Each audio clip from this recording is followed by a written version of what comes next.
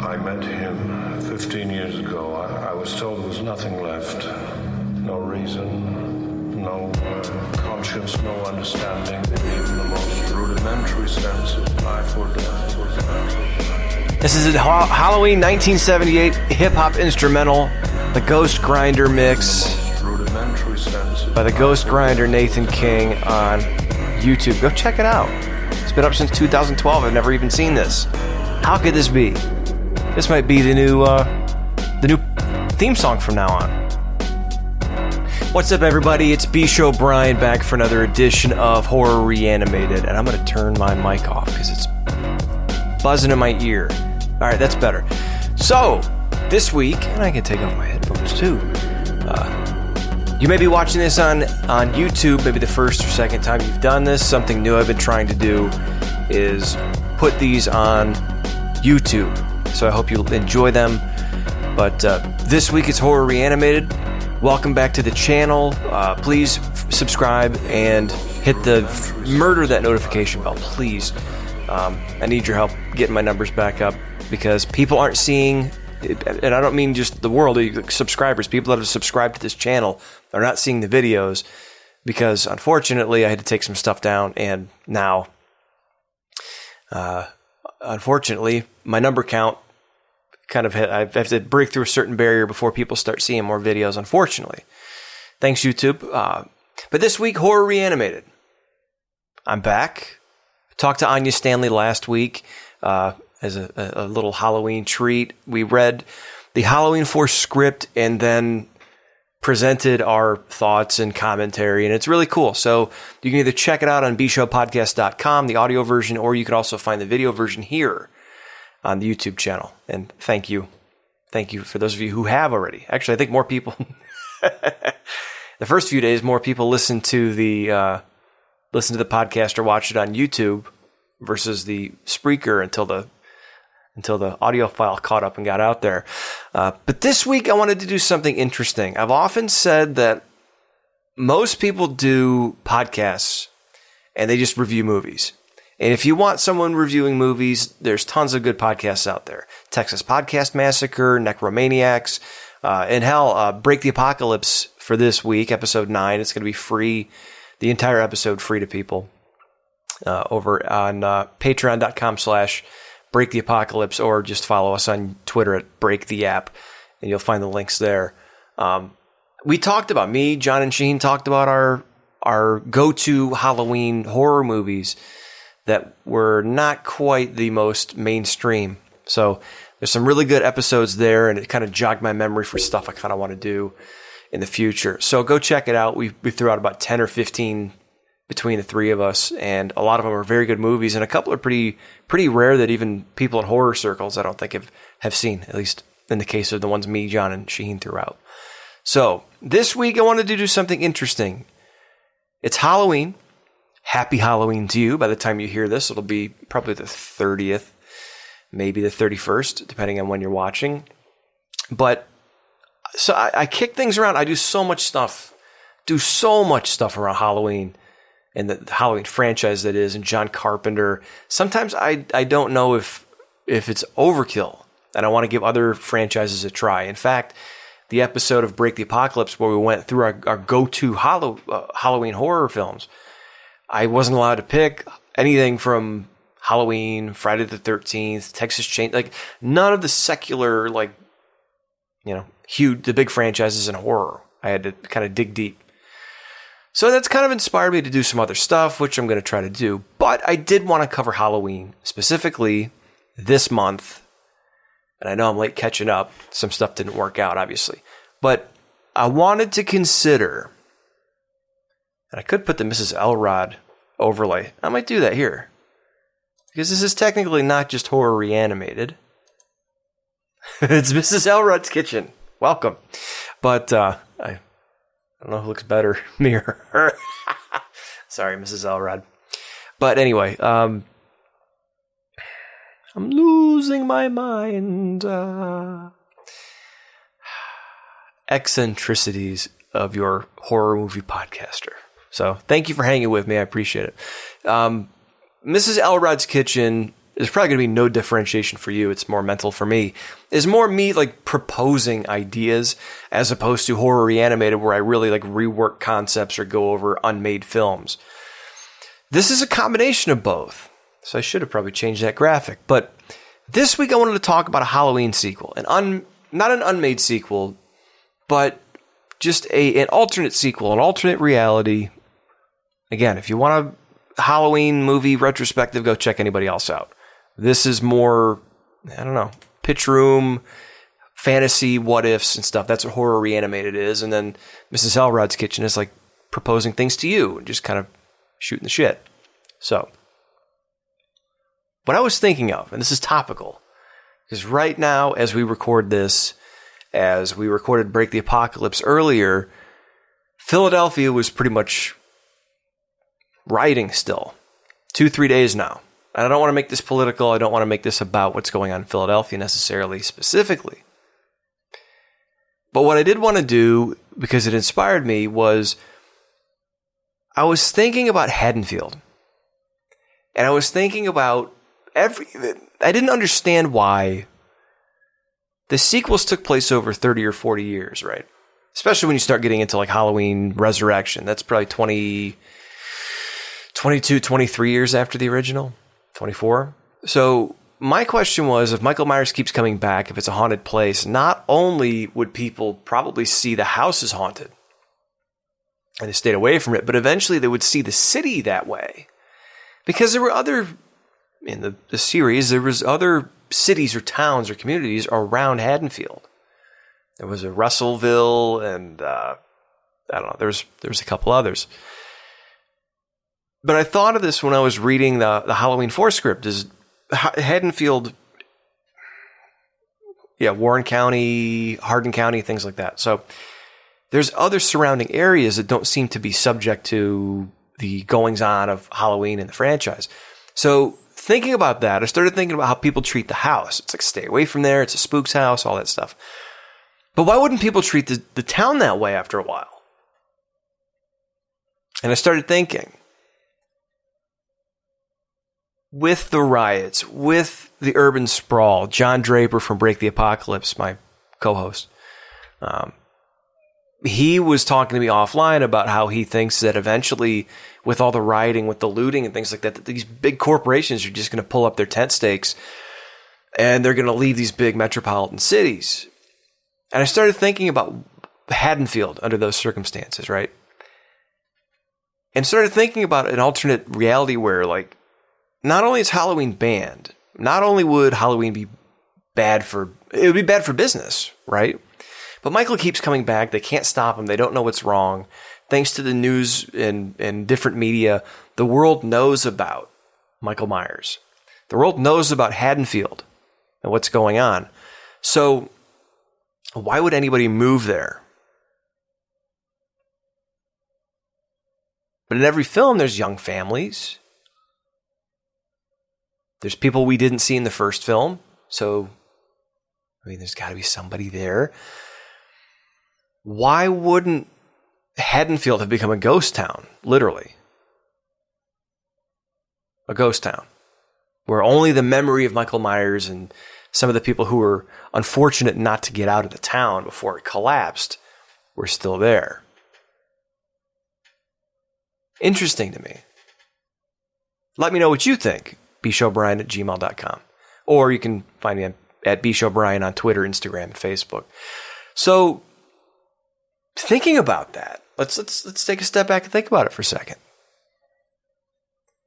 Haddonfield, what would happen, first of all, if this all started to happen? Well, some of you may be familiar with what's called urban decay. It's when a big city starts to die off, businesses start to pull out, and then what happens is the people with the money move out of the city and they move to the suburbs.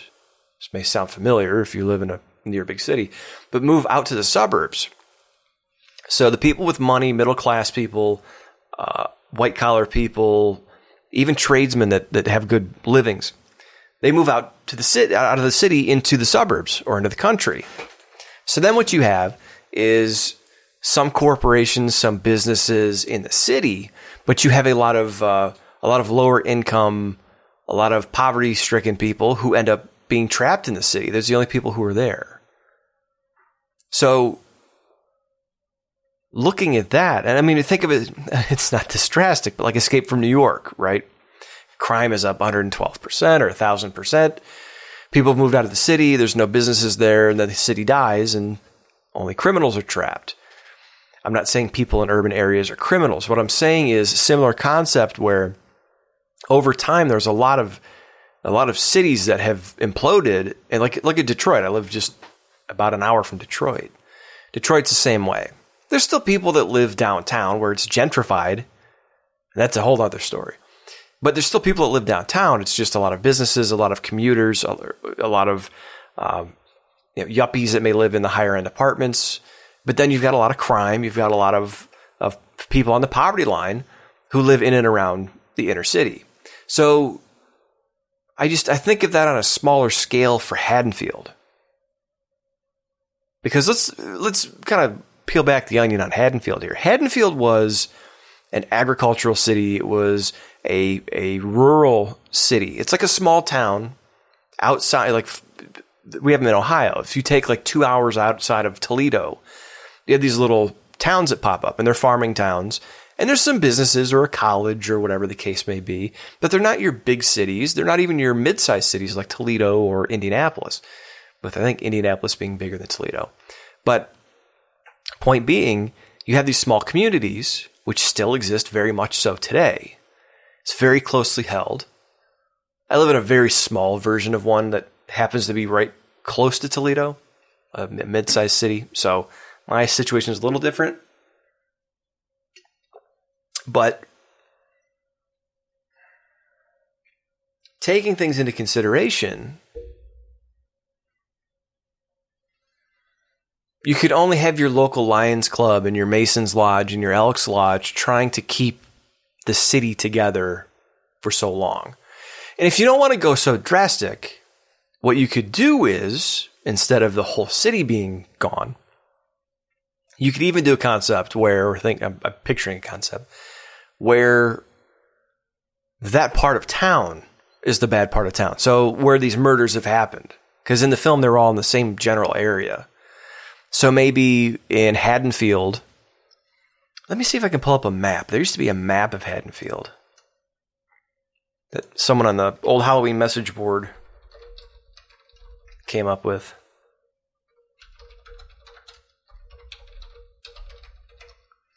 Map of Haddonfield. Not New Jersey. No one likes New Jersey. Sorry. For those of you who live in New Jersey, I apologize. It's just a thing. I'm sure New Jersey's fine.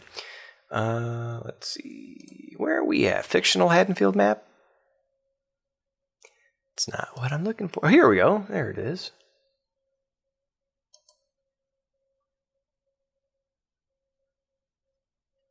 Coffinhop.com. Yeah, I've seen this before. So Haddonfield, if I'm looking at this correctly, 17th Scottsdale Bypass Highway. Okay, so the area where the murders happened in the original film is up in the upper northwest portion of the city, according to this map. Going based off of this random map that someone made up and put on the internet. So most of the murders took place upper northwest. They're all kind of scattered, I guess. Power plant, mall. Yeah, they have it numbered with like different things that go along with it. But it's modeled after the West Hollywood neighborhood that the film was shot in. Yeah, I can't find a really good one. That was pretty much it. Okay, here's another one. Let me pull this one up as you guys leave in droves from Pinterest. Okay.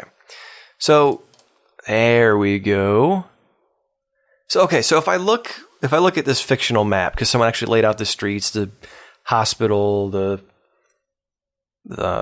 college, and all that stuff, it's not really accurate because of the scale of what they said things were in the first two films. But just as an idea, But if I'm looking at this fictional map, this doesn't really exist, and trying to apply logic, if you look at the streets, the way this is laid out, so just using this as an idea, okay, so it's this doesn't make sense.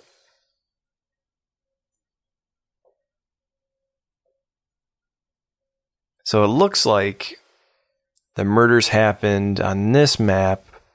Yeah, so, okay, I'm spending way too much time getting lost in this fictional map here. But the point is, there's certain parts of town, even small towns, that people lose interest in going to, or people think is haunted, or there's a bad part of town that's crime-ridden. So even if that's the case, Haddonfield would likely turn into that because of the issues that they've had. Because who is going to move there? Who's going to be able to sell their home? So using that logic, I'm thinking about, like, okay, if you've got people that won't sell their homes, it's almost like, like the parents of Ray Finkel from Ace Ventura Pet Detective thing going on, or the older community. But what I'm thinking is tied to what's going on right now. Like, what if, because the thing I'm getting to here is, if Haddonfield, or at least the part of Haddonfield where Michael comes back to his home, if instead of it being this middle-class neighborhood in this small farming community, agricultural, rural town, if instead the people who have money move out of that section into other sections, or the suburbs, or develop elsewhere, how would we feel about Michael? Would it be different? How would we feel about Michael coming back to a crime-ridden area? See, because now that takes it kind of into the territory of like Candyman, right? Because the story of Candyman was originally that in Cabrini Green.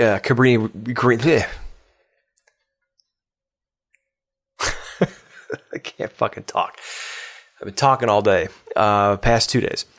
The Cabrini Green projects in Chicago, Illinois, was where Candyman was first released, I guess. That's where everything kind of began in the first movie. So Michael would kind of not be a folk hero like that, but a specter, a boogeyman that either comes back or still resides in that area. In fact, it would almost be, it could almost be more sympathetic, because by like the second or the fourth or the fifth movie, sixth movie, like Michael comes back and he's killing people, and you almost don't feel sorry for him, just a little bit. But you almost don't feel sorry for him, because it's like, are you fucking stupid? Like, why would you keep moving back? It's like the Elm Street kids. Like, why did any of the Elm Street kids still live in the town? Why did the parents still live there after the first or second time he came back? It's stupid. Why would you do that? The death's around you at that point if you don't leave. But the point being, it like adds a whole new dimension now. Because if you think about it, Michael is almost, I guess you could say in some circles, you could look at Michael. Sorry, I need fidget stuff. You can almost look at Michael as, in a way, especially with the folklore of the holiday and how they went into it with part 6 or part 3, the novelization of part 1, Michael's almost like a reckoning. Michael's almost a force of nature, making you come to grips with your fate. And in some ways, the sins of the father and all this stuff, because of the family ties. So there's all those different themes in those films, in that series, in that franchise. But in this case, it would be different, because you would have people who not that they chose to be there, but that they had no other choice. That was it for them. They weren't going anywhere. So, in this case, Michael is coming back, and these people are almost forced, again, part of fate. But then you ask the question, like, why would it be these people's fate? And it comes back to that whole argument that we're in with the haves versus the have-nots and people with money and privilege and things like that. So like now the question is, what did these people do to deserve that? It's a universal thing. Because really, what did Lori do to deserve her fate? Nothing. She was a nice girl. She was a smart kid. She stayed out of trouble for the most part. She was getting ready to graduate, go to college, have kids or not. Do whatever she wanted to. She was a smart, resourceful kid. The other kids were just being goofy teenagers having fun and having sex and smoking pot and drinking and doing things that kids will do as they experiment. They really didn't do anything to deserve the fate that they got. So much in the sense of that way, what did these other people do to deserve their fate? Michael Myers coming back. The area of town's already crime-ridden. Now it's depressed. You can't move. You can't sell your house. Because there's people in my city, in Toledo, that are like that. They lived in a certain neighborhood. They didn't want to leave because they were raising their kids there or they grew up there and they had certain pride. And now they can't leave because their home prices are so depressed. It happened to my grandpa. The home prices are so low that you take a loss to just walk away from it. And if you're someone who doesn't have money, you can't afford to buy a new house. If you've got a family, you're going to have to go rent somewhere else. And can you afford high rent in Haddonfield? Probably not. And can you afford to just pack up your kids and leave? Probably not. You're disrupting their entire life. So it's kind of interesting to think about that in terms of fate, like some of the stuff in the rest of the series. And then you start thinking about the rest of the cast of characters, like who's Michael going to run up against, right? There's probably going to be gang members, people selling drugs, but there's also going to be good people, because it's not just lower income doesn't just mean crime. That would be if you transplant an inner city neighborhood from one town to another, you're going to get a lot of that. But then you think about this, first, let's stick with that, right? If Michael's killing gang members and he's killing, drug dealers and things like that, is he cleaning up the streets? So is he a hero? And I'm sure a lot of the gang members aren't necessarily bad kids. Maybe they're kids that just didn't have a place to go.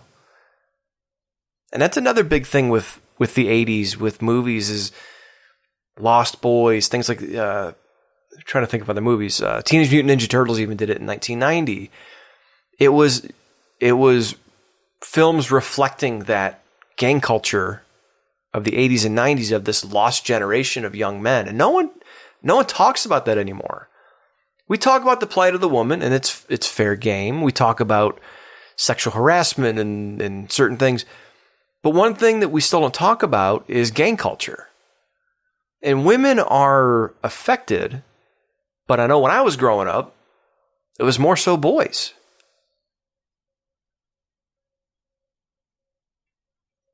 And again, not that you go over the top and you talk about that, and it's not on your face, but like throughout the film, you're kind of emotionally dealing with these things under the surface.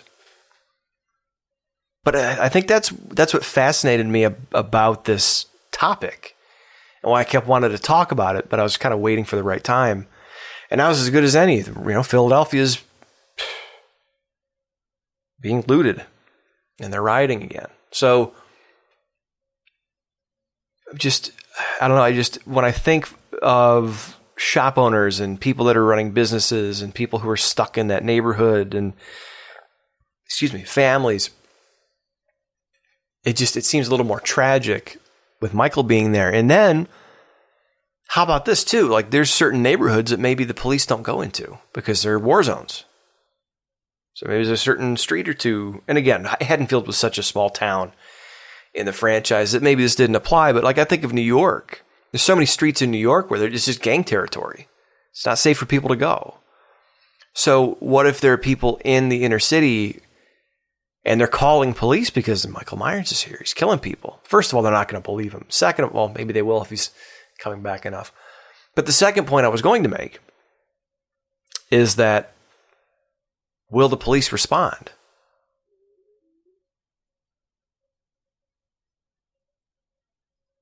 We're talking about defund the police, back the blue, Black Lives Matter. And not to make this the Black Lives Matter Halloween, but my point is just looking at it from a different lens and putting it in a different spin. Because I was listening to Cinema, Cynema, the podcast by Harrison Smith. And one of the things he always talks about with cinema, being cynical cinema, is most sequels are just cash grabs. And a lot of them don't bring anything new to the table. A lot of them don't tread any new ground. And most of them, the most important thing, and one of the most important things, is they don't find a way to make the story, the franchise, the characters relevant. So what they're doing is just retreading.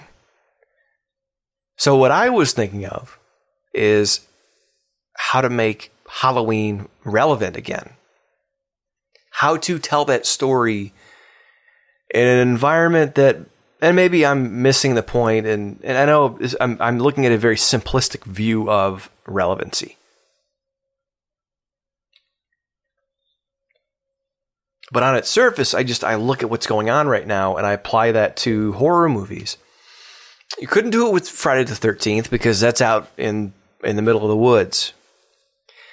You could do it with Elm Street.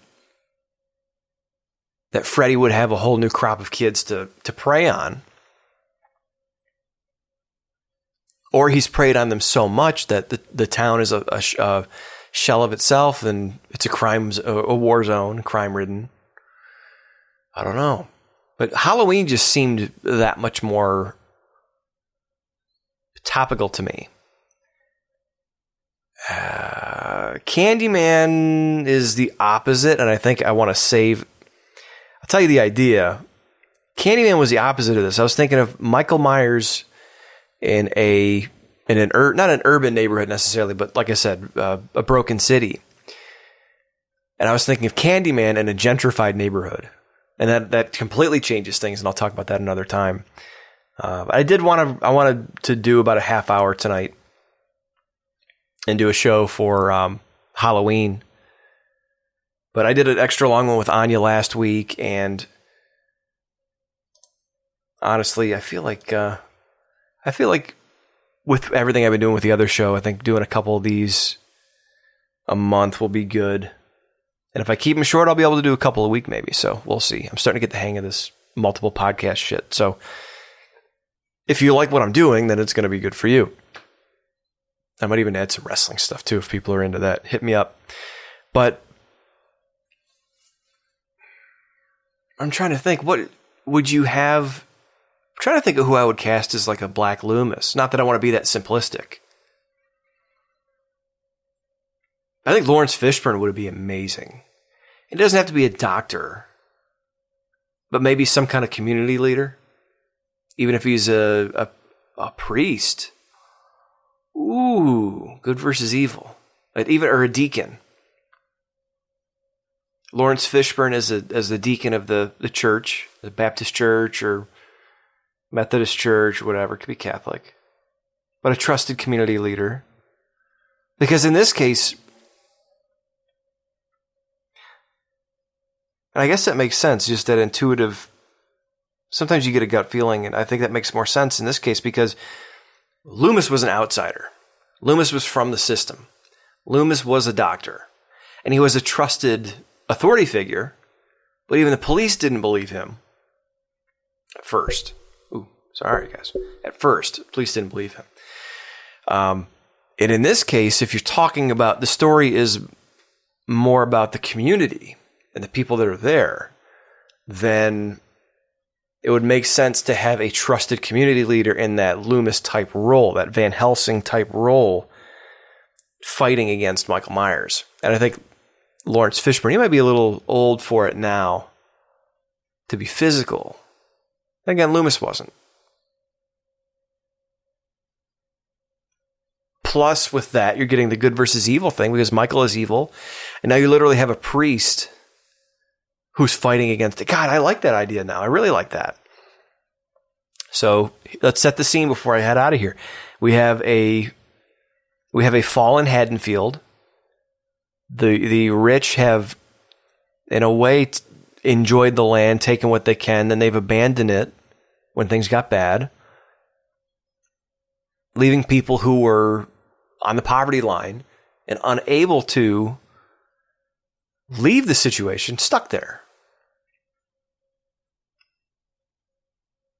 And when Michael returns to find a different Haddonfield, you have a deeper sympathy, in a way, built into the victims. But you also have certain people in the community that are downtrodden and underdogs, natural underdogs. This isn't, and I think that's the other thing too, is looking at the original Halloween. In this era, I mean, it's suburban people, it's white people problems, it's, and looking at stuff in the news. I mean, the Patrice O'Neill bit about Natalie Holloway, right? White girl gets kidnapped. We talk about her for like 11 days in a row. Black girls go missing all the time. No one gives a shit, right? So in this case, it's like, yeah, we know there's white people get killed every day. There's white serial killers all the time. But this case would be different because now Michael's back, but he's in a predominantly crime-ridden neighborhood. They could be white, but statistically, they're not going to be. And you could even mention that in the film is maybe it's the irony of there were people who moved out of the city into a town like Haddonfield, and then everything fell apart.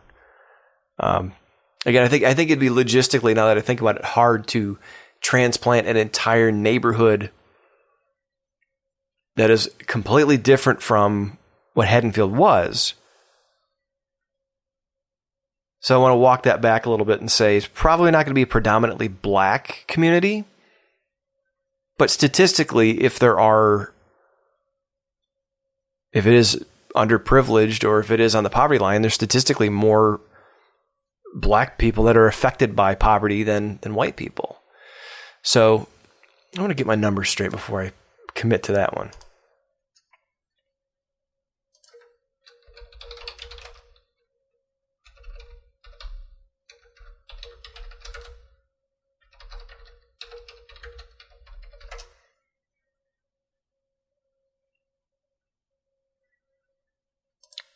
Yeah, poverty rates by race and ethnicity.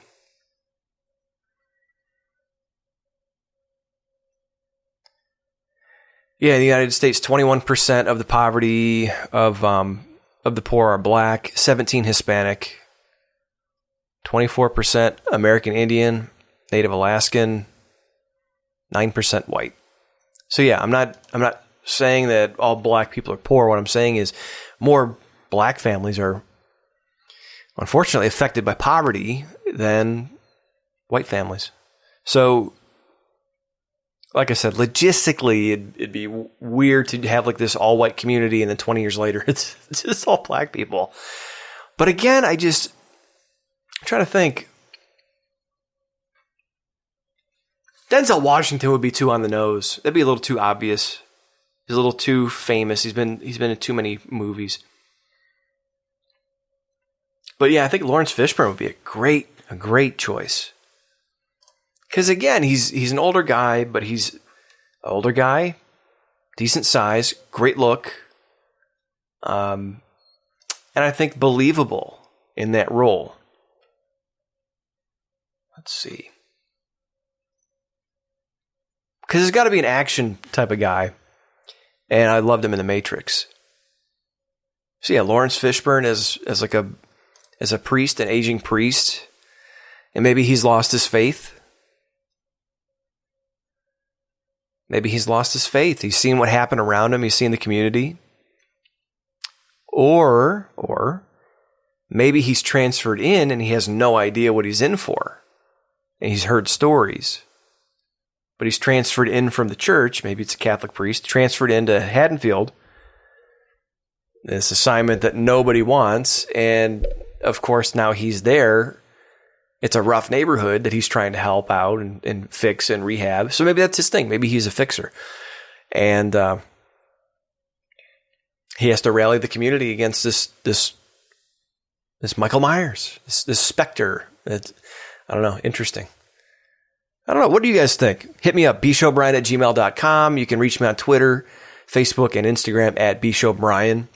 What do you think about an alternate Haddonfield that has fallen and Michael Myers comes back? I don't know. Again, I think it'd be a completely different spin. You could deal with topical things without being on the nose. You could be subtle. You could have subtext. And it wouldn't be so obvious. So what do you guys think, though? Let me know. Thank you for checking me out. Remember, subscribe if you're watching on YouTube. Hit the notification bell. Just murder it, or I'm going to jump from a bell tower myself. And if you're listening on iTunes, Spreaker, you can listen to this show if you like the audio version anywhere you find podcasts. But make sure you subscribe. I'm going to be putting more episodes up more regularly again. So my name is B. Show Brian. Thanks for hanging out with me tonight. Happy Halloween, and stay safe out there.